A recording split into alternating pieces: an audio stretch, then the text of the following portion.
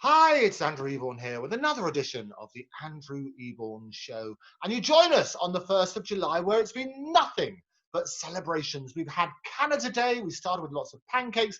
We've also celebrated the birthday of the Magic Circle. 115 years old today, the Magic Circle, 1905, the 1st of July. But not only that, it's also St. Simeon's Day, and to help me celebrate that, I brought along my good friend, Ian Thom. How are you, Ian? I'm very well, Andrew. Nice to see you again. It's always a pleasure to see you. And the reason I brought Ian Thom along, apart from being wonderful, and we spoke about Ginger Nut the Clown last time, Ian is in fact also a brilliant puppeteer, because St. Simeon's, aha! Look at that! Sorry about that. He gets in. He gets in everywhere. I'll tell you why, because St. Simeon is the patron saint of puppeteers and puppets. Isn't that glorious? There we go. That'll improve my eyesight. Yeah, that'll maybe keep him busy while we're talking. I think that's Otherwise, fantastic. Well, I'll tell you what, and the rabbit's quite appropriate, really, because there's no hairs on you. It's got to be good. Indeed. What I love, though, Ian, is that St. Simeon was a little bit naughty. I mean, he was a fool, one of the first fools for Christ. And he was literally looking at the sort of stuff he was doing in the 6th century AD, I think it was. He used to be very, very mischievous. And in Mass, what he would do, he would throw nuts at the candles to try and extinguish the flame. He was one of the original nutters. So he was a fool for Christ. Splendid. Glorious chap. So tell me, last time we met, we started your glorious journey. We looked at, all those years ago, we looked at your being a clown. We talked about the clown eggs. We talked about the makeup. We talked about... I also found this since we last talked. This is what do they call them in fairground? Finding or fairing, I think they call them in fairgrounds. Basically, in the same way that if you go to a concert today, you would probably buy as a souvenir a CD or a DVD or a poster or a T-shirt or something. At Grimaldi's concerts, these were sold as souvenirs. And also this... Give him a three, as my old mate Bruce Forsyth used to say to Anthea, give us a twirl him round, talk us through. Give a twirl. They also sold sheet music of one of his most famous songs, which was called Hot Codlins. How did Hot Codlins go? Do you remember how to sing it? I don't know I can't remember the tune, but Hot Codlins are basically toffee apples, and it was a sort of almost like a call and response type song, in that he would leave it this in and something for nothing but for a quart of, and then the audience would shout out gin. Oh, you're so naughty. And it was that sort of... Oh, but people love that bit of banter, don't they? Absolutely. Pantomime and that sort of stuff. It's glorious. Grimaldi also introduced the first pantomime dame. Oh, no, he didn't. Oh, yes, he very well did. Well, what was the first one? What was the first pantomime dame? I think it was Mother Goose. Okay. Mother Goose was one of the characters he played. Yeah. Because we had Chris Wong. We were talking about pantomime with Chris Wong, who plays with Toyah. He's the musical director of Toyah. And he has done 25 years of pantomime down at the Marlow Theatre. And he's played Ghostbusters, the Ghostbuster theme tune, 13,500 times. So he knows his pantomimes. I love it. It's got to be good. Great theatrical history and and this is what I try to do. And I asked Chris, because we have audiences, as you know, millions tune in to the Andrew Eborn Show around the world. And I always get asked the same question. What is this pantomime? What is it? With the British obsession of people dressing up, men dressing up in women's clothing and switching roles, and gals playing guys' roles and guys playing girls' roles. If you were to explain to somebody from America, for example, as to what is pantomime and what is the tradition, what would you say to them? It's a theatrical show normally put on around Christmas time, where anything goes. All the roles, or many of the roles, are reversed. So Principal Boy is normally a leggy young woman. Her mother is usually a man dressed up as a crone, and it goes from, it flights of the imagination. I think it's great. It's a fantasy but fun. Oh, it's definitely, I'll tell you what, it puts the fun into dysfunctional, doesn't it? We love that. But what we also love, it is most children's introduction to live theatre, isn't it? Yes, yes, indeed. Yes, indeed. I think I only saw 2 pantos last year. I saw Cinderella at the Wimbledon Theatre, and at the Churchill in Bromley, I saw Christopher Biggins as Dame there. And he's But, a fantastic Dame. He is the Dame of all dames, isn't he, Christopher? He's a good Dame. He's not, it wouldn't be my top Dame, but who's your top Dame? certainly, well, all of them are dead now, sadly. I mean, Arthur Askey was amazing. Ronnie Corbett was amazing. Stanley Baxter was amazing.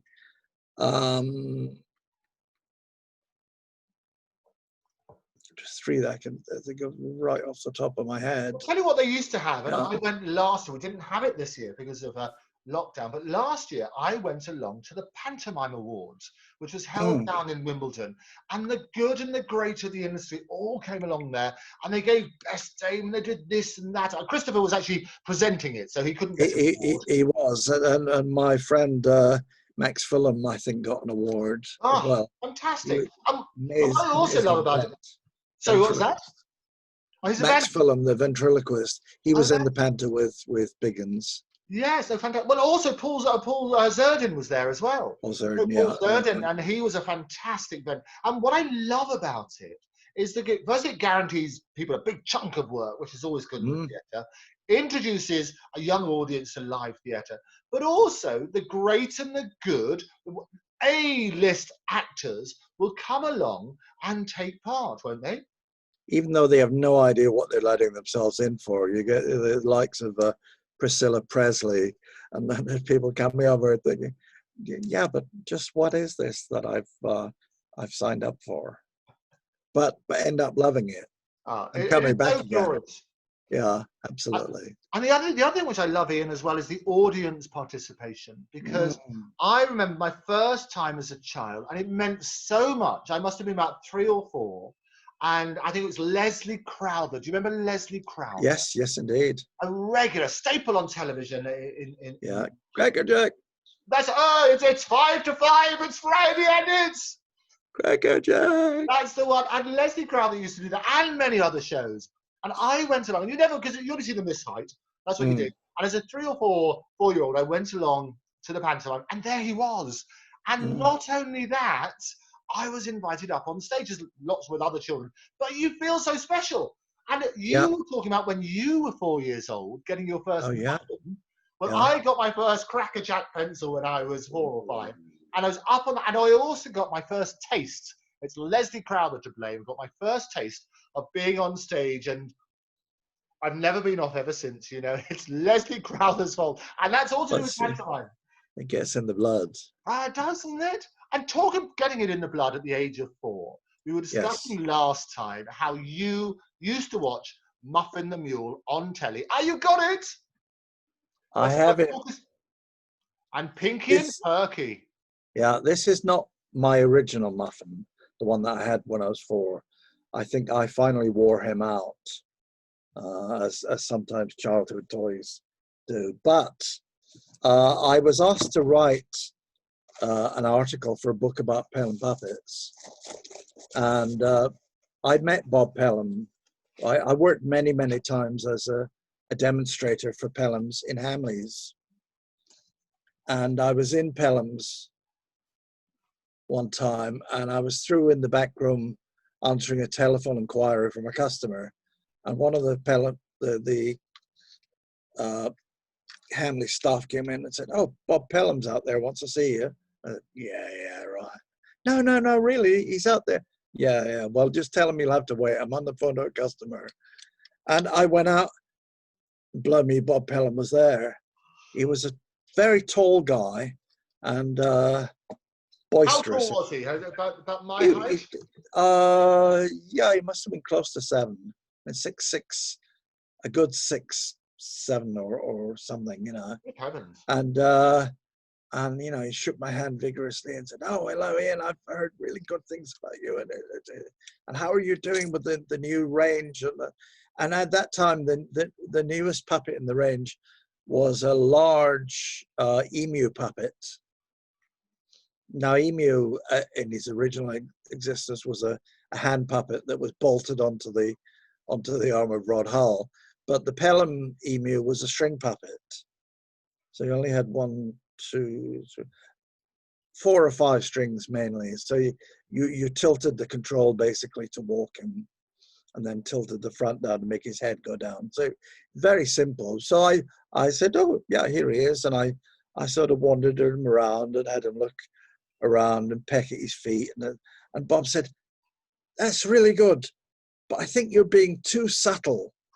And he grabbed the control off me, and he threw this puppet around, lashing it, and people were scattering in his wake as he sort of lashed this puppet around. And then he stopped and looked at his finger, and he started bleeding on the floor. Oh no! He had cut his finger earlier, and all the vigorous action had opened the cut again. So I sort of grabbed the puppet from him, hung it up, and then looked in my wallet and took out a Band-Aid and put a Band-Aid on his finger. So he went back to the factory in Marlborough and said, "You know that Ian Thom, he's a really good demonstrator. And you know what? He keeps Band-Aids in his wallet." Glorious! So, Oh, I love this story. Fantastic. And so, is that yeah, so that. so? And I remember that Pelham puppet because you're right. It looked like that, but it wasn't the hand one which Roger. No. And so that's why it's always been tricky. Like I was going to ask you for your tips about that because a lot of time with string puppets, it's one of the things yeah. that gets terribly tangled, and I'm sure Quite often, and if you, I mean, as well, I need to be up higher.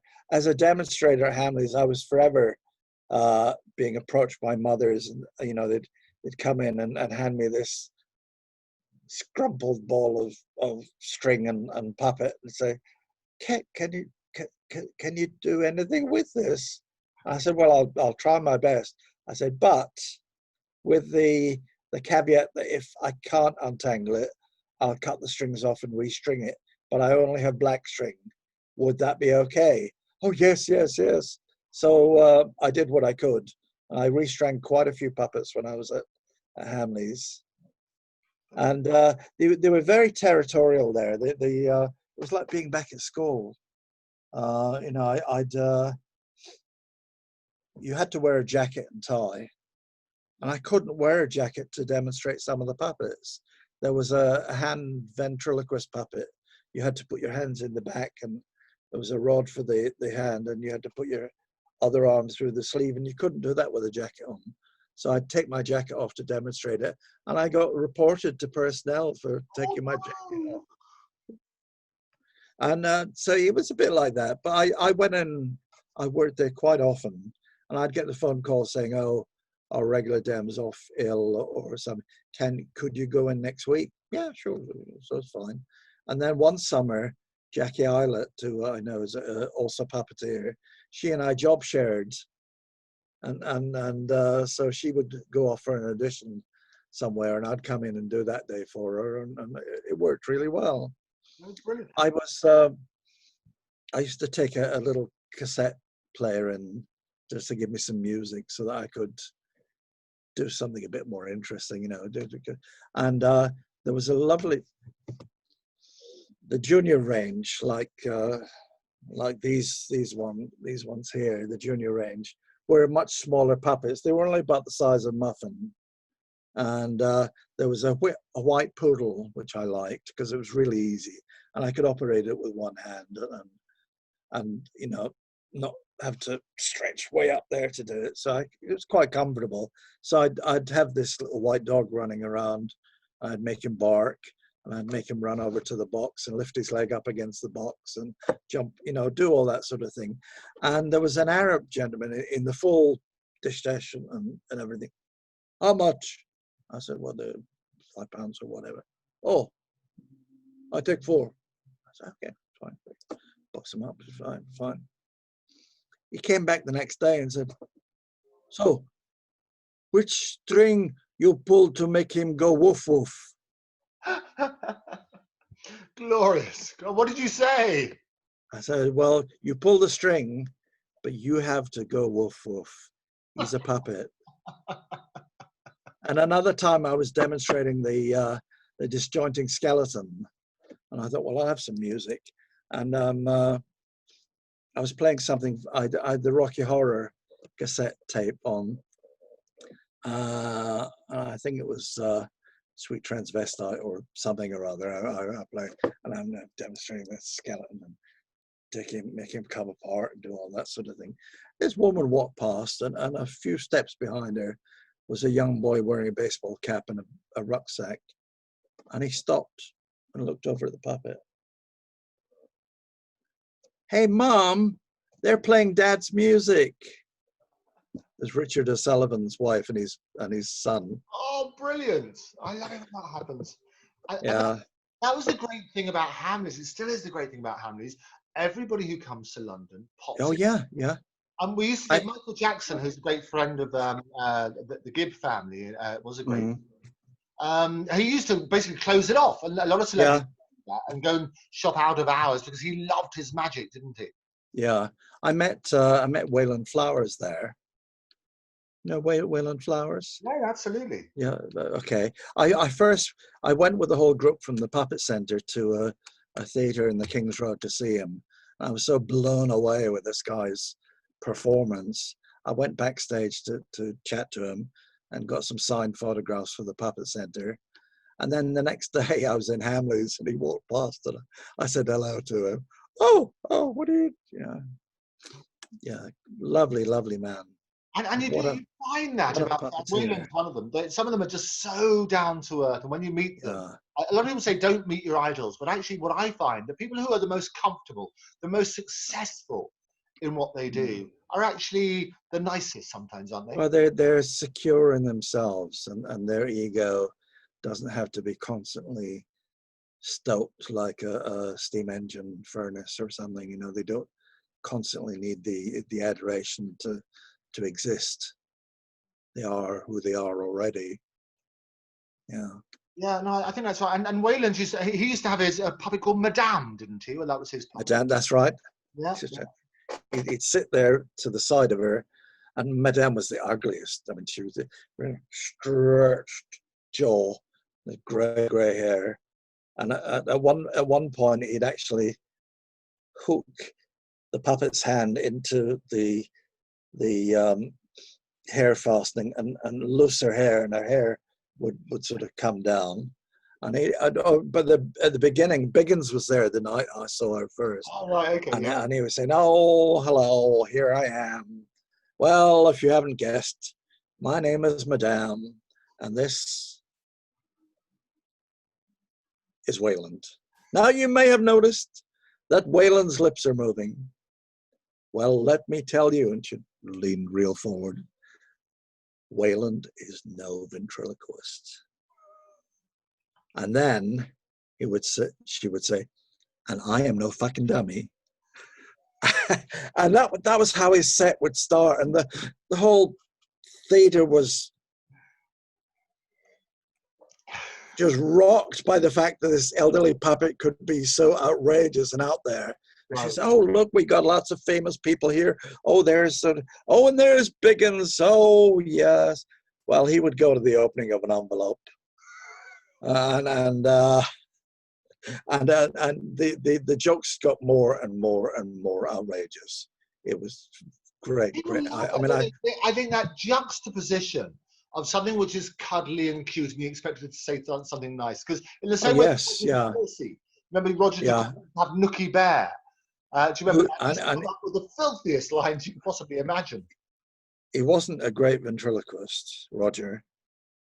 Good puppeteer. Not the greatest ventriloquist. He came in to take over from Michael Barrymore for a little part when we were doing Panto at the Dominion.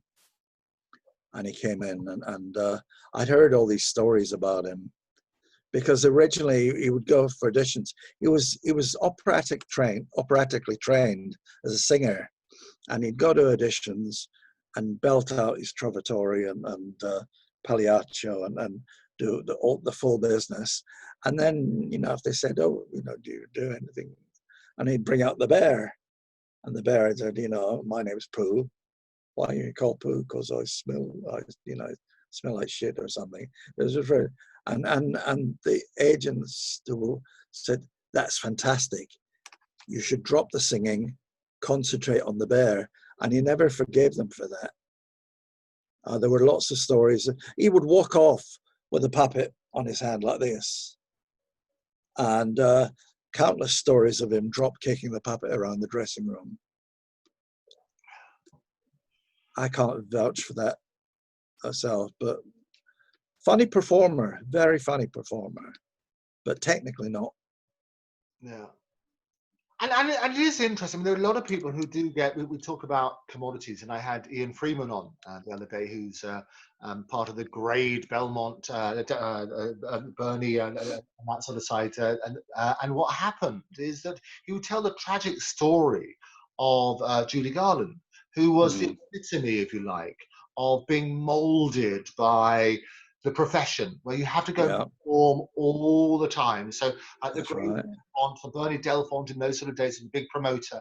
And he told the tragic situation of when she did her last night at the talk of the town, and now the Hippodrome, and how she just wasn't herself. She was already out of it, basically. Yeah. And the audience were really rough that night. They were very upset because they paid a lot of money to see her. She was late. She wasn't singing in the way she could normally sing. They were throwing things at her. And just how tragically then, I mean, she was found dead the day after. And tears sort of welled up in his eyes as he sort of recounted that tale, because there were some real victims. And as you know... and she was, definitely. I mean, they had her on in the profession. I think this is why we start canned laughter, to get people to talk about it. Yeah. It's a big issue, isn't it? Well, they had her on drugs as a teenager. They had her on pills and amphetamines to make her lose weight, because she was supposed to be a young girl in The Wizard of Oz, and she was hooked pretty much from then on. Her life was a succession of uppers and downers and in-betweeners and chemical aids just to get her through, which is so sad, because that talent was unbelievable, and it just got ruined. Yeah. And she got ruined as well. Absolutely. And the thing is, she's not alone. And what we're trying to do, I mean, I'm a big campaigner for mental health, particularly because so often I set up this thing called canned laughter. It's okay not to be okay. And just to encourage people, the rich, the famous, the everyday heroes, everybody, if you break a leg, people laugh, how do you do it? They're signing your cast and everything. If you talked about mental illness beforehand, people would sort of shuffle away and try to change the topic. Now we need to basically remove the stigma, encouraging people to talk. And the Royals have been brilliant about this. They have. Guy talking, it's really, really helpful, isn't it? Yeah. I think so, because it's in a profession where, especially where you are the star, the principal, whether you're the singer or the comic, you are the one that all the focus is on. The show falls and dies on you. The pressure is tremendous, and I've never had that. Which is good. I've never been a principal. I'm down there with the wines and spirits on the bill, and that is fine for me. I can go on a variety bill, and if I'm lucky, I can maybe get in the first half of the bill, which means that I can be packed, and I can leave the theatre when the interval happens, and I'm off. I've done it. I've given my all to the best of my ability. But there's not the pressure there, which it can be considerable, I'm sure. Yeah. But also there's other pressure in it, and you are a star, you're a legend, both in the magic world and especially in clowning and puppeting and everything else. So you're a very modest man. But what I would say is that there is a pressure for everybody, because in the profession and for actors and performers and so on and so forth, it is sometimes feast or famine. And a lot of people going through these extraordinary times where we've probably had, I've had a lot of performers on here who basically have had no income for several weeks. It's tough, isn't it? I've had, well, thankfully I'm of an age now, he said, where I receive a pension, but I've not earned one penny this year. That's it, you know, absolutely nothing. The jobs I had in my diary are like everybody else. I mean, I consider myself lucky because although I love working, you know, and I always will do till I fall over, I don't have to rely on it anymore. You know, I can get by on my pension. I'm not an extravagant person. I don't smoke or drink, which helps. So I can get by. But no, there's not been one paid job this year yet. I have one job penciled in my diary for September, 20th of September, which was a job that should have happened in May but got cancelled. Whether it'll happen in September, I still don't know. You know, I'll just have to wait and see on that one. Yeah, and it is tricky, and that's the other thing that we've been looking at, is that how performers cope, and talking to other people and hearing about their experiences is very, very powerful. But also what's going to happen to theatres. So we Yeah, talk to people around the world, and theatres, they can't survive. Even though they're reducing distancing, they're sort of saying, okay, 2 meters is what we used to have, now it's one, if you can just about work it. I know some of the restaurant trades are trying to make that work. Theatres yeah, don't work like that. You need 80% capacity before you yeah, can break even. absolutely. And you know, the government have put money into football, which you know, there was all this hoo-ha about 2 weeks ago saying, "Oh, after 100 days, football is back." And I said, "Oh, was it away?" But pound for pound, theatre brings on in millions more than football does of hard cash across the counter. So 70 million, you know, that is brought in by audiences going to theatres. I know it's only like a seventh of that or something is brought in from football. It's very difficult. You know, I keep seeing, you know, all these casts of Hamilton and Lion King, and all of those incredibly talented actors are either doing nothing or looking for new work because they don't know if, as and when the show will open. It won't be opening this year. They're ready, and you know, pantos won't happen this year because pantos cost money to put together. I mean, you know, the Palladium pantomime, they spend more money on Julian Clary's costumes than would pay for at least a dozen provincial pantomimes, but they all cost money. And if they've been closed all year, they don't have the money to put the shows on. So I can't see anything happening in the theatre of what we would call big theatre rather than, you know, this year. And it's horrifying. And I think that's the thing we need to talk about. And people are talking about it because it's one of our biggest exports. Actually, we punch as a Yeah, nation way above our weight in terms of the arts generally, because we do. It is our biggest export, whether it's in music, it's in art, it's in theatre, it's in film and television. So we absolutely need to have that conversation. yeah, And a lot of fantastic, eloquent people are out there talking about it. yeah, yeah. Absolutely. I mean, I saw a thing on Facebook this morning of um, Ian McKellen and Patrick Stewart talking about working together in Godot and an Arthur Miller play, and those two got on. I mean, they were made for each other. Those two, they're like brothers. Glorious, They're glorious. so close together as friends and actors. And how can you, yeah, how can you not see that? I mean, it's just, these are really powerful things that need showing to the public. And that's the great thing about theatre here, is that you had, I mean, so Ian has just celebrated his 80 years and things like that, and he did 80 shows, and he went to all the theatres that he's visited, and he did the little things, he'd be up close and personal. I saw him in Lear. I had the joy of seeing him in Lear, and I was right by the stage. Yeah. And it was one of the most glorious experiences that you can have, isn't it? If this was Japan, Ian McKellen would be, I mean, yeah, they made him I was going to say a dame, which is close, I guess, but a knight. But I mean, if this was Japan, he'd be already revered as a national living treasure, because he is. I mean, he's easily a Gielgud of his time. Yeah. And phenomenal, and very giving. I mean, he's one of these ones about the profession. He's very, very giving, isn't he? And he has a wicked sense of humour. And that always appeals to me. I like. Yeah.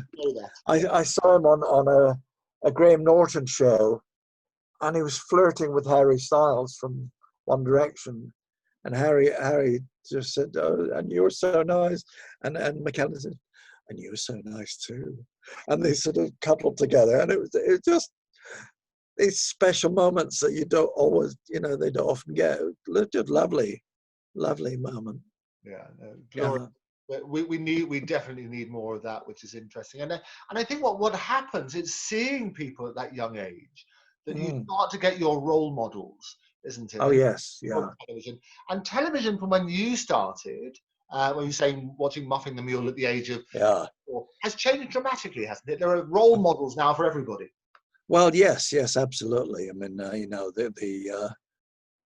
remember the country being horrified when two male actors kissed in EastEnders, and I did way back in Star Trek when the first multiracial kiss happened in Star Trek, and even further back on Mr. Rogers in the States, Mr. Rogers' Neighborhood.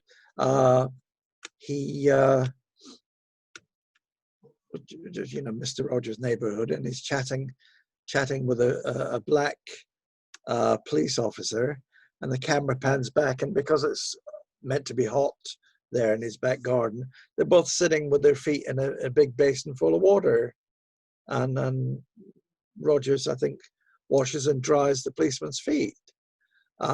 Sorry, I've got something in my eye. It's sort of started watering, but all of these things are moments that sort of break down that barrier. Different barriers get nibbled at until finally the Berlin Wall of crudity and nudity and racism and homophobia and things eventually come down, which great. No, I listen. When we do get to the stage where we're just blind to everything, and it's just people. Yeah. If you prick me, do I not bleed? If you tickle me, do I not laugh? We are all the same underneath, aren't we? Yep. Yep. This is you peeking underneath, just to make sure. Yes, I just checked. Oh, good. Thank you for that. And I think that's what we need to recognise, because it's respect. And we do live in extraordinary times as we need to adjust. And I always think it should be jaw, not war. I think people need to have an understanding and respect. Because what history has done, history's been pretty horrible, hasn't it? Yes. History has shown that man has not been terribly nice to other men. It's nearly always men, and not very often women. Yeah. Did I say something? Maybe. Some of the most progressive countries we've got at the moment have female prime ministers or presidents, and they're some of the ones that have been handling COVID-19 better than the ones we have with outrageous haircuts. It is extraordinary, and in particular, you look at New Zealand. who's suddenly become the Prime Minister there, is suddenly a superstar. And what I love Yes. is when she was on the news report, I don't know if you saw this, but she was on the news report and talking to journalists, that wonderful, ebullient, very positive way of doing things. And there was an earthquake happening and cameras are shaking. And she just carried on. She was brilliant. Yeah. Didn't she also breastfeed in Parliament? All of that sort of stuff. It was wonderful. I love it. And this is how... This is what we need. Take away the in the same way as you remember about Princess Diana. You know, when she was working with the AIDS patients, you remember? Yeah, yeah. She was in the hospital and she would sit with them, you know, and in the time when people were just scared, you need public figures to help cut down the pressure. Yeah, that's right. No, it's the only way you can bring down barriers is not by dynamite, it's by people picking at them until they eventually crumble. And she did that, and so many people have been, you know, Rosa Parks did that. It has to happen, but maybe not fast enough, sadly, but it is happening and has happened in lots of cases. And do you think, I mean, within your own career, have you seen when you first started, how did you, because you've experienced all sorts of things growing up with that? Oh, yes. Well, you know, I saw something the other night on playback about men at the bar, and it was about male belly dancers, and they were working through the stigma of being a boy who was interested in ballet, and you know, the thinking of, well, if you were a boy who was into ballet, you had to be gay, you had to be like a male hairdresser, and they were breaking that down as well, and all those sorts of things. You know, you could be an outrageous camp man and drive a bulldozer. Why not?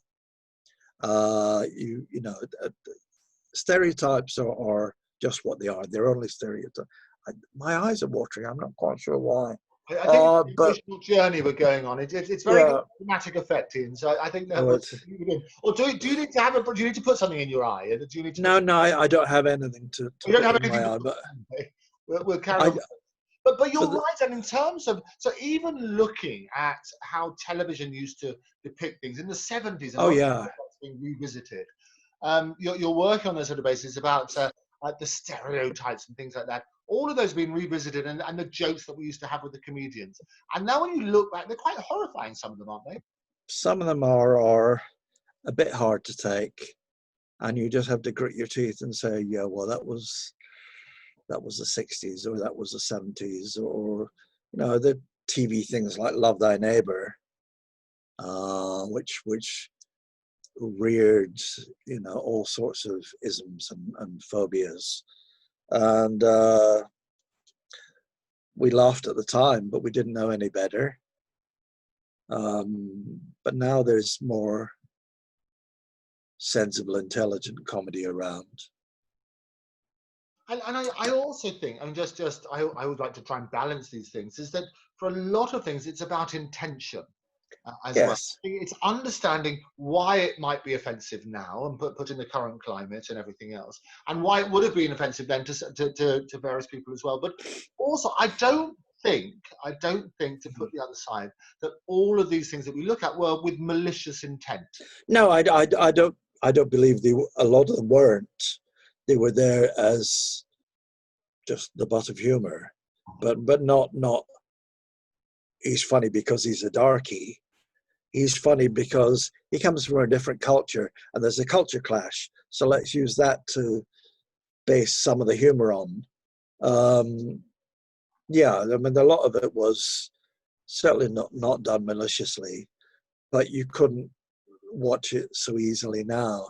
I mean, black and white minstrels. Whatever happened to them, you know? Wow. All those white guys blacking up.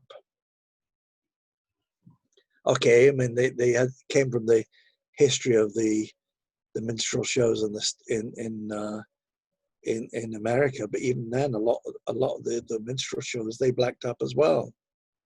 And it almost broke a barrier when Lenny Henry came on as a young black comedian in the black and white minstrel show. It was the only black one that was on stage who was really black. And, you know, so times have changed. The times have changed, but I think what we need to do is remember history, learn the lessons from history. Oh, yeah, Not we're not all saying, you know, they're bad, they're bad, they're bad, they're bad, they're bad. Yeah. Misguided, maybe. Yeah. Using wrong reasons to produce humor. But as I say, not. I think humour's always worked here on that sort of basis. I think now hopefully we're getting more understanding as to why things are offensive and why this is a stage. I do think, as I say, to balance it, the intention was not necessarily bad. Humour, if you look at it throughout history, it's always accentuated difference. And humour, oh yes, yeah, difference is exactly right, isn't it? Whether that be Father Ted or you know, all sorts of things. I mean, you know, to actually poke fun at establishments, and Punch and Judy does that as well. Mr. Punch is a rebel. He pokes fun and tries to take down the hangman and the policeman and poke fun. You know, he's very much the ordinary man being put upon by everybody else, and he sort of fights back. And there's the humor within that, in the same, you know, very much the same way. And people could argue, and in fact, I've heard it. It's domestic abuse. Yes, but on how many domestic abuse cases does the wife come back and then beat the abuser with a stick as well? A, she isn't dead, and B, she's a puppet. So, you know, I'm sorry. Yes, in a wider sense, that might be abuse. But Punch is very democratic. I mean, Judy gets it, the baby gets it, the policeman gets it, the hangman gets it, the judge gets it, the devil gets it, the ghost gets it, even the crocodile sort of gets it. So, you know, nobody's spared. Everybody gets it as part of the show. Yeah, and interesting. And the other thing we were talking about, role models and depiction of people. I mean, in the early days, for gay men in particular, you'd have like, Are You Being Served? You know, you have Inman, yeah, and you'd have Larry Grayson. Those are the sort of the depictions of gay on television. Very much, yeah. You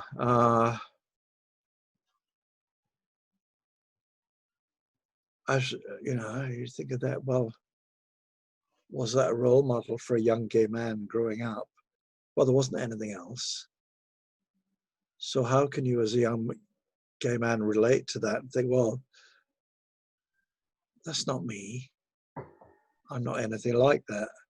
I'm built like an American football linebacker.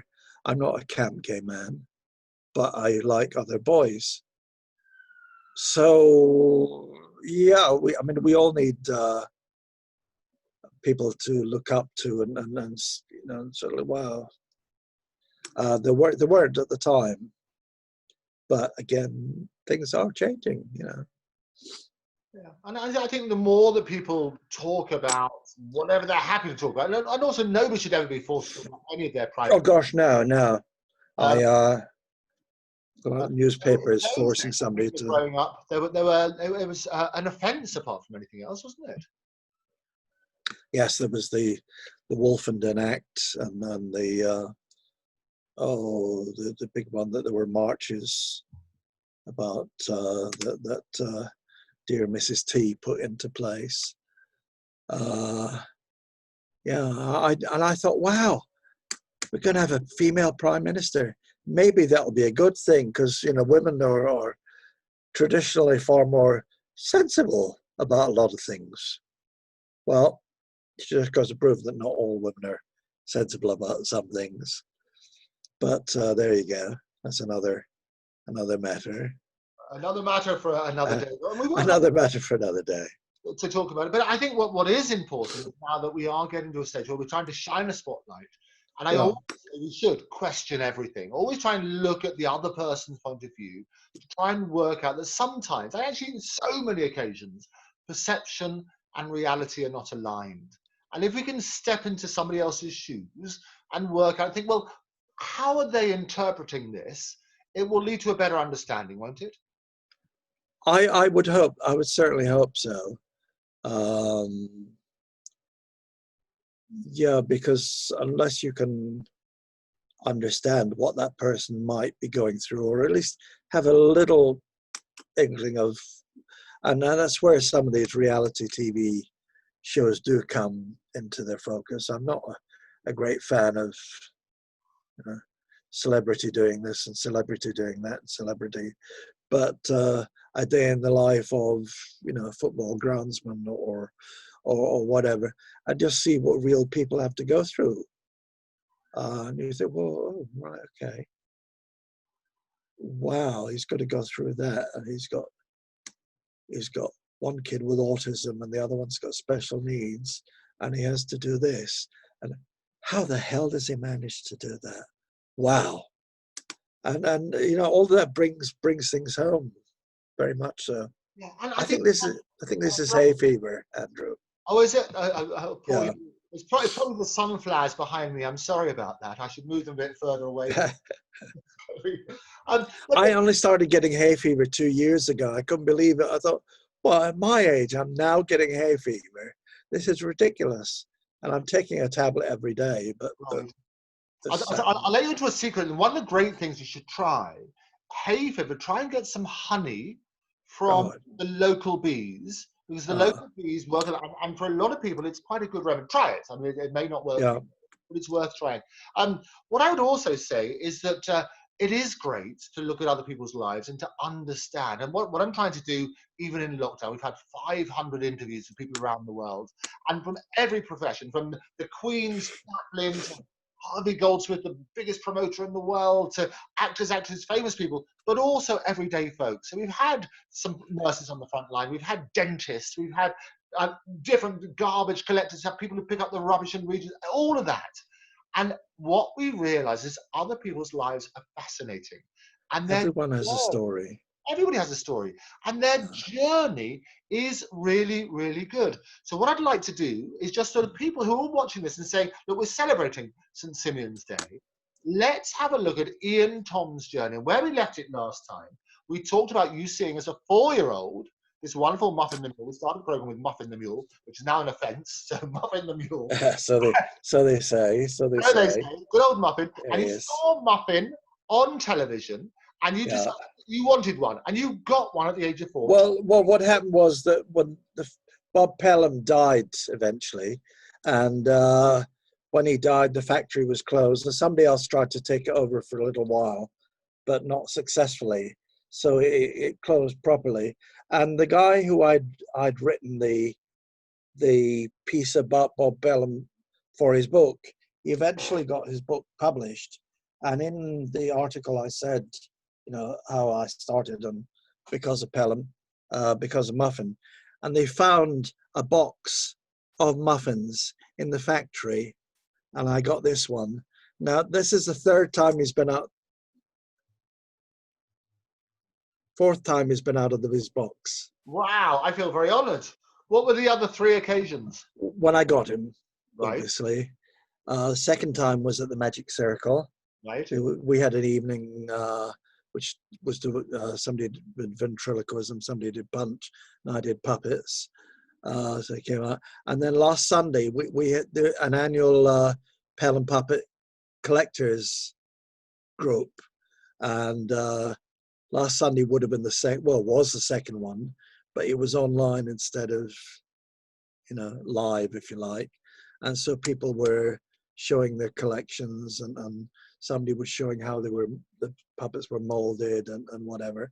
And I put together 3 pictures that I had. I had a picture of Jan Bussell and Anne Hogarth operating Muffin, and Annette Mills sitting at the piano. So it was a set shot, TV shot, and one of him as he is just out of the box, and another one of me at the Barbican with the real Muffin, if you like. Oh, brilliant! So that was No, absolutely. And I actually, I mean, you talked about Muffin being reinvented. I actually invested in the company that was going to bring back. I bought the rights and all that sort of stuff, and they gave it another go, didn't they? Yes, yes, but some things are out of their time.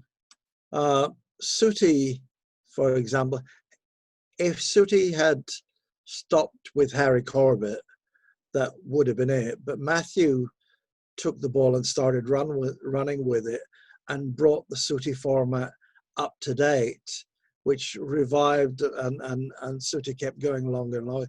And now you know he's been taken over yet again by a lovely man who's deeply invested in the icon and the character, and he will continue. You know, he's almost 60 years old, Yeah, I know. and Yeah. still going really well. Yeah, and Richard Cadell's taken over, and I had the joy Yes. of I used to do a lot of warm-ups for shows at London Weekend Television, which is just over Okay. from when I was in the Temple.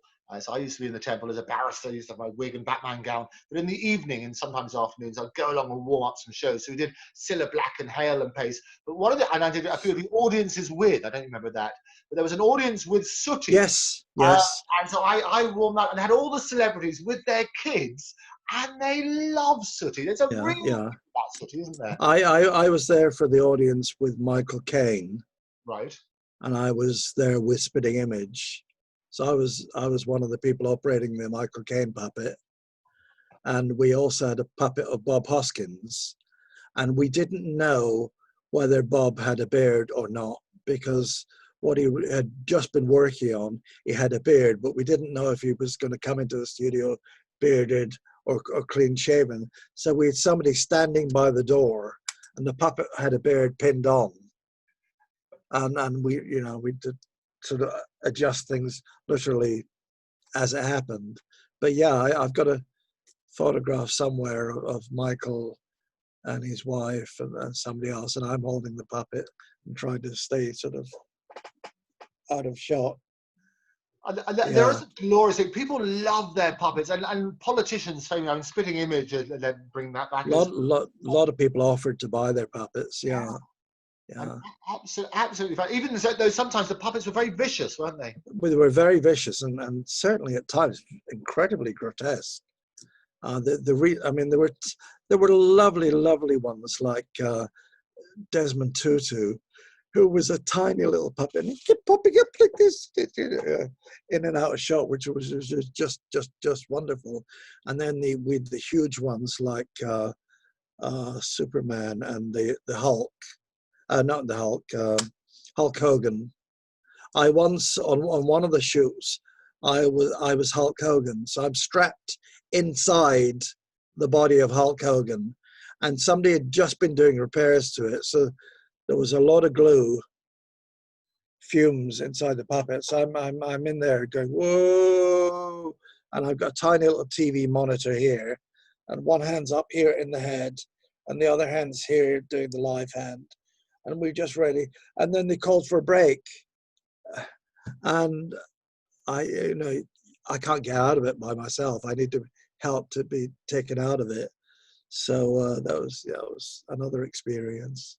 And it is quite, people forget this sort of stuff, the day-to-day things, but run me through, because we touched on it, we started in the last episode where we touched on you, 4-year-old puppet, you get your Muffin, fantastic. It made you hooked, you decided you'd like to do this. You decided you're going to go and audition for a job as a puppeteer, and you impressed them so much, they gave you a routine. And that's where we were last time. Gave you a routine, gave you half an hour to sort it out. They came back and had a look, and you perfected that routine. They loved you so much, they invited you to have coffee, and they offered you a job. Offered me the job, yeah. I'm just going to see if I can find the puppet. There we are. This Muffin. Flicking through. You must have so many puppets. I mean, well, I've got so many. Let's have a look. Here we go. It's Audrey 2. Talk us through it. Well, that's a Little Shop of Horrors, Clifford Moore. All these tiny little plants. This is a number called The Mean Green Mother from Outer Space, and the main plant Audrey is singing, and then all the little plants come in. There were 35 puppeteers on that set, and some of the smaller puppets were. There was one person doing the opening and shutting of the mouth.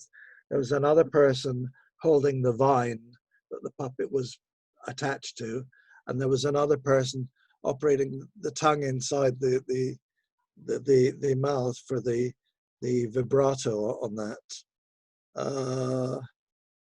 Here's a shot. Oh, it's not that one. I moved. Sorry. What happened there? This is the great thing about it being live, is what I love all this. Yeah. Here we go. Let's have a look. What's that? Tommy Trinder.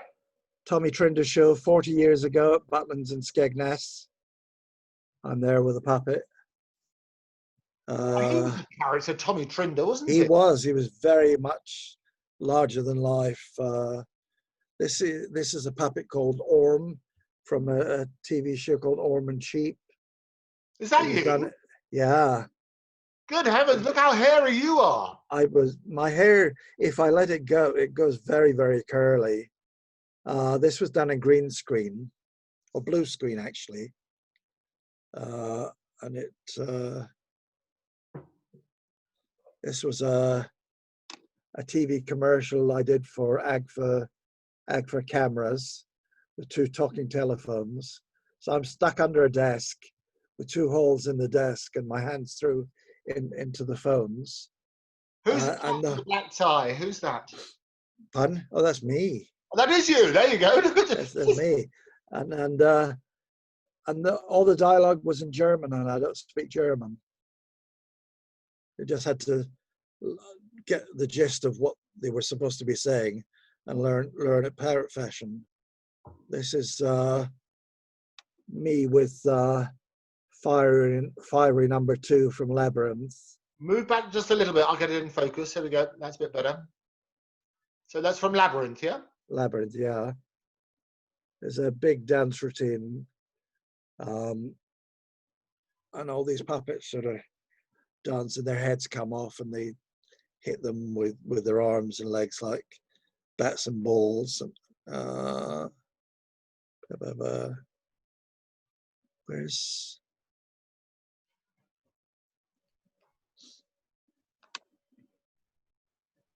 Morecambe and Wise?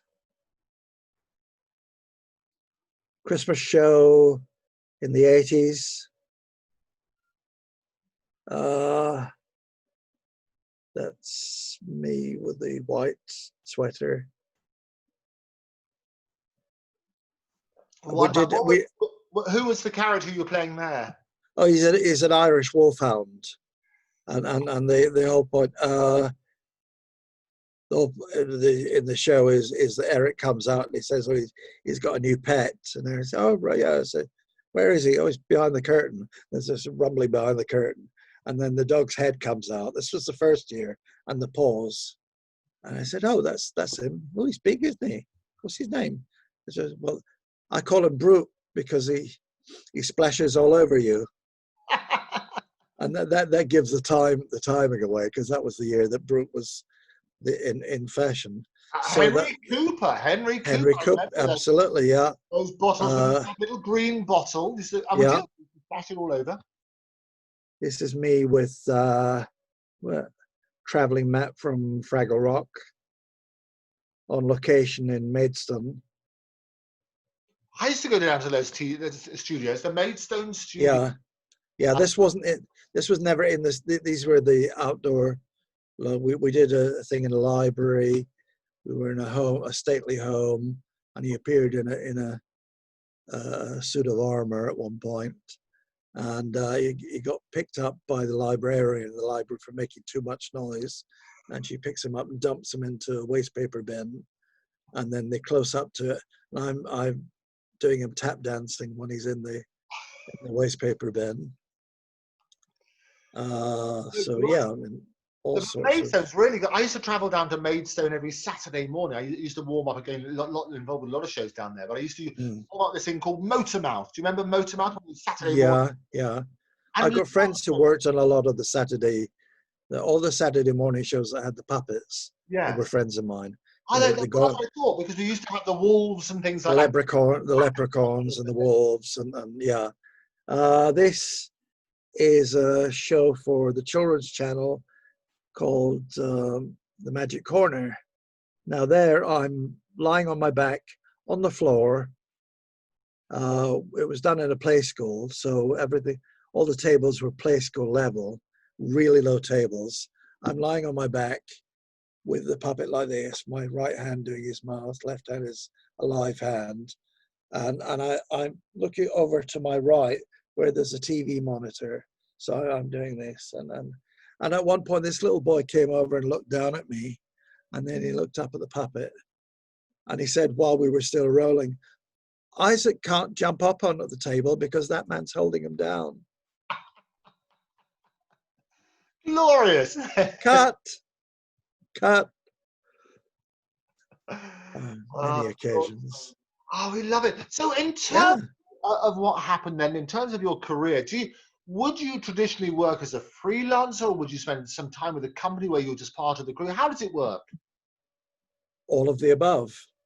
All of the above. I've gone in as an individual. I did a couple of things for the BFI where they needed, they were doing something about Indonesian shadow puppets. And of course, they'd nobody, so I got called in and they were shooting from behind me. So the back of my head, I had to wear a batik cap. And because I was too white, they browned up my hands. So I'm sort of moving these shadow puppets, banging them against the screen. It was a fairly short shot, so I wasn't pretending to be Indonesian, so I didn't have to speak Indonesian for it. There was another one we did for the BFI where Penny Francis from the Puppet Center was sitting on a desk talking about puppets, and she had a puppet dog on her lap, and I'm sort of crouched down behind her with my hand inside the puppet and just keeping the dog alive and doing it while she was talking. So those are like one-offs. I'd go in with a group of people, obviously, for things like Spitting Image, Little Shop of Horrors, Labyrinth, Muppet Treasure Island, Muppet Christmas Carol. Those are big groups of puppeteers. So we went in for some of those earlier Muppet films because although they brought over the main American Muppet performers for the main characters, but there were things in those films that required string puppets, and none of the Americans did string puppets. So that's where the Brits came into force, the history of string puppets. So there are lots of things. I mean, in Labyrinth, Didymus, the sort of fox type character, has to jump into shot and land on a spot. Now, with a string puppet is essentially a weight on the end of a string, like a pendulum, and so we had to make him jump, but we also had to have strings on his feet so that when he landed, he would land and not sway around. Earlier in the film, the Fireys, those weird pink creatures, one of them had to jump right at the beginning as an introduction to the whole number, had to jump into shot onto Jennifer's shoulders. So he was a string puppet, and David Barclay and I were way up in the gods with like 15-foot strings or something, and we had to lift this puppet up and make him land on her shoulders. And then at the end of the routine, when she runs away, they allegedly chase her through the woods, and she climbs up a wall, and there are heads just fluttering up and down, just heads, and those were remote controlled for the mouths and the eyes, but I was operating the heads on strings. Treasure Island, the titles at the end of Treasure Island, the rats are scuba diving. String puppets. I'm very proud of. I didn't do any major characters or any other, but I felt that I did my bit. Well, And in fact, yeah. If you had to do a major character, who would you have liked to have done? Well, I got to operate Fuzzy Bear once on Treasure Island, but that scene got cut. There was a big scene where the Hispaniola had managed to land on the rocks, and all these pigs were in the water with ropes trying to pull her off the rocks. Well, we had water in the tank, so we begged, borrowed, stole every wetsuit we could find in the south of England, and most of the puppeteers were in the tank with a puppet on each hand, with its hands pinned onto the rope. I got a phone call at lunchtime, and I got back to the room. And when I got back to the room, there were only about 4 wetsuits left, and I could only get a wetsuit up to my knees. That was it. I couldn't, and I was a lot slimmer then, so not a hope in hell. So I ended up on the deck of the Hispaniola, and I had Fuzzy Bear, but that scene got cut. I know I was in it, but that scene got cut. And can you tell, I mean, a number of puppeteers altogether, can you tell a particular person's movement? Can you tell, by the same way as other artists, that you can tell a particular painter, you can tell a particular thing? Sometimes some of the main characters, yes. When Steve Whitmire took over from Jim, when Jim died, Jim had already decreed and passed Kermit over to Steve because he knew Steve was the right guy to do the job.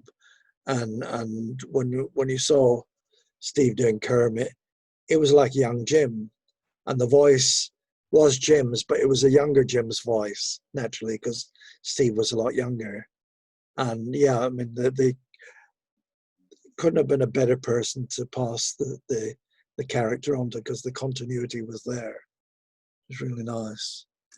The last thing that I on those films that I'm really, really, really proud of is on Christmas Carol, right at the end of the movie, as per Dickens, Tiny Sim says, "And God bless us, everyone." And then they all start singing, and the camera pans out along the table with all the characters singing. It pans out and goes onto the street, and all the characters are out in the street singing. And then the camera pans up the side of the house opposite and goes up past the windows on the 3rd floor. And when it gets to the windows on the 3rd floor, there are 2 tiny little mice in the window singing and waving. One of the mice is Frank Oz, and the other was me. Wow. And and so that was the last shot before the camera moved up onto the roof and then roll titles. So which one are you? So when we look at that scene again, which one are you? Which one's Frank and which one's you? I can't tell. I can't remember. If you watched it back, would you be able to tell? There were only 2 mice. If I watched it, possibly. I think I was the one on my left, so that would be the one on your right if you're watching the movie. Okay. But I got to know Frank fairly well because, lots of chats and chats. And when I was doing puppets on the cruise ships, we would sail into San Francisco, and I was a member of the Puppeteers of America. And Frank's mom and dad, his mom was the secretary of Puppeteers of America. So I contacted them and said, "Hi, I'm a member of the Puppeteers." I said, "Oh, what? Come and come and have afternoon tea." So I ended up going to their house for afternoon tea or coffee or whatever, and they invited a whole bunch of local puppeteers to meet the English puppeteer, and it was really cool. It was really lovely. So I met them both, and I met later on. His mom died. His father came over to the show to see the filming of I think it was Christmas Carol. So I saw him then. It's really cool.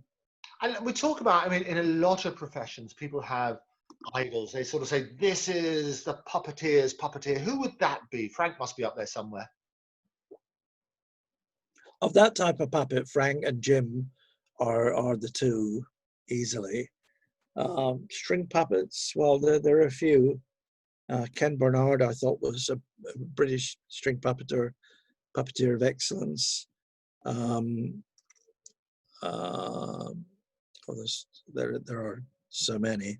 I can remember seeing the Muppet Show for the first time and watching Fozzie Bear roller skate, and I was blown away by it because I knew. I mean, Fuzzy Bear doesn't even have a belly button. He doesn't exist that far down.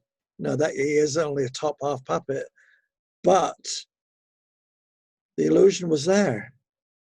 I mean, okay, they finished up by him crashing, and there was a pair of stunt legs going up in the air with the roller skates, but it was so incredibly well done that you believed that Fozzie was roller skating, and that to me was real puppetry, because it totally suspended your beliefs, and you thought, this is really happening. This is really happening. And for people wanting to start in the puppetry, I mean, there are a number of tips. And people always talk about making sure your puppet's always moving, so it's always lifelike. What would your top tips be for people starting? I would say not always moving. A common thing for people, you know, that's very tiring for the puppeteer and for the audience. They can't focus. So you can actually have your puppet thinking and maybe just pondering.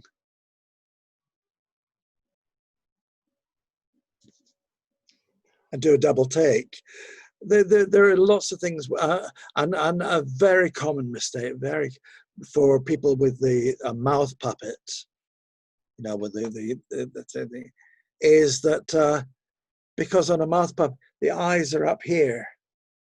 So what you see is when they're doing this, all you see is the inside of the mouth. You see the tonsils, but the eyes are looking up behind them to the ceiling. And you have to think, no, hang on, bring it down. So the eyes are here, and then you can talk. And then the puppet can actually look at what it's talking to or who it's talking to and focus. So if you know, the puppet's got a cup of coffee here, for example, and it's, you know, well, I'm going to have a coffee. So you look at the coffee first, and then you can put your hand on the, you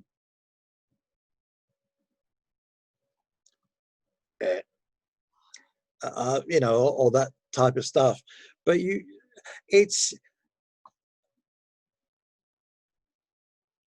suspending belief, but looking where the eyes on the puppet are, because you've got to believe, you've got to bring an inanimate object to life, and for it to be living or alive, you have to give it life. You have to make sure the puppet knows where it's looking at, who it's looking at, and who it's reacting to. Not frantic. There are times for frantic, and it works really well. If it's the Muppet Show, you know, that's fine. But he's not like that. If Kermit was like that all the time, the Muppet Show wouldn't have happened, because it would have been too tiring to watch. But that's what we say when they say moving. You're exactly, you clarify. It's not doing the crazy thing all the time, but it's no. But keep him alive. Yeah, you know, he's standing there. We're just breathing, even, you know. So he hasn't died. You quite often see a kid's entertainer, you know, with a puppet on their hand, and they reach down to get something out of the box, and then the puppet just dies. What are you doing? So just it's living but not frantic. I think that's yes. the important advice when they say keep moving. I guess that's believe. Believers, and in the same way it's about magic, because I think magic brought alive is when you believe, and so on and so forth. Yeah. So a phenomenal career. When you're looking back at it, if your 4-year-old self, the 4-year-old Ian Thom with his Muffin the Mule, yeah, say to that 4-year-old to deal with any things that you might have changed in your career, what advice would you have given yourself? Do more of it. Don't I maybe said no to a few things. Not many. I don't think I'd said no to many. But puppetry and clowning and magic have taken me to some extraordinary places. I've done puppets in Dubai and in the Emirates and Vietnam and Thailand and a lot of Europe, and it's, you know, and clowning has taken me all of those places, plus even things like, you know, work at the National Science Museum, and my profession has allowed me to play in some places that I would not have access to otherwise. I mean, I've played at London Zoo, for example, and seen places behind that you don't see, you know. One thing I have not mentioned, actually. So yeah, have I got a? Yeah, it's not a very good business card, but this is one more character that I also perform as, Santa Claus, and I am now, as of July last year, I'm now the British ambassador to the International Santa Claus Congress in Copenhagen. So I've got the medal. It's hanging in the kitchen wall. I've got the certificates in the bathroom. So I'm now an international ambassador for Santa Claus, and that makes me so proud. I couldn't believe it when I got presented with it. So I was talking to Douglas, a good Santa friend of mine from Washington, and I heard my name. Yeah, so I went up and I was given the medal and the certificate, and then they shoved a microphone in my face, and I went, "Thank you." rushed back to Douglas with my back to the audience. I thought,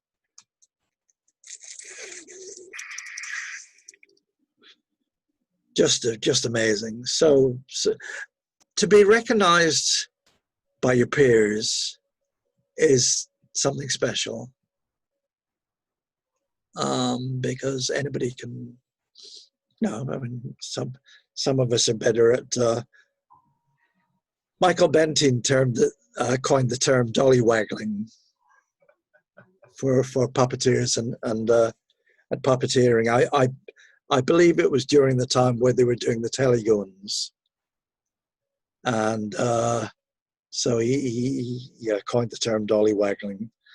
Now, so some of us have been better at it than others. Hopefully, I've not disgraced myself too many times, but I've got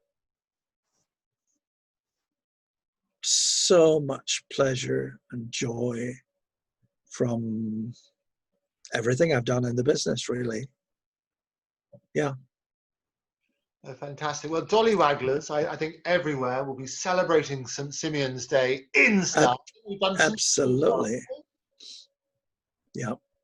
Fantastic. Well, finally, Ian, it's been such a delight having you on. I hope you'll come back and show us more of your puppets and share more of your experiences. Let's see that medal and let's see the photographs.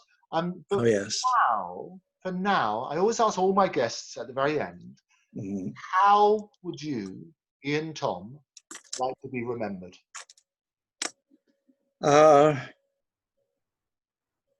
As a friend, as a performer who made people laugh and smile. That's enough. More than enough. Ian Thom, you've certainly done that today. Thank you so much for being my guest. It's been an absolute pleasure. Thank you, Andrew. See you at the circle when all of this is over. Take care. Thanks a lot, Ian. Bye-bye. Bye-bye. Bye. So thank you again to Ian Thom.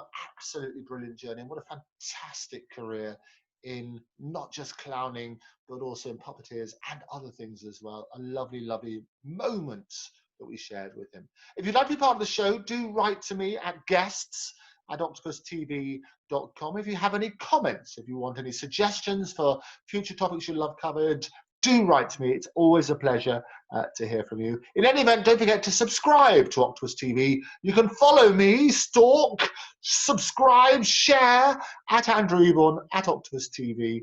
It's been a real pleasure. Thank you very much for joining me. But until next time, be good, be safe. No strings attached.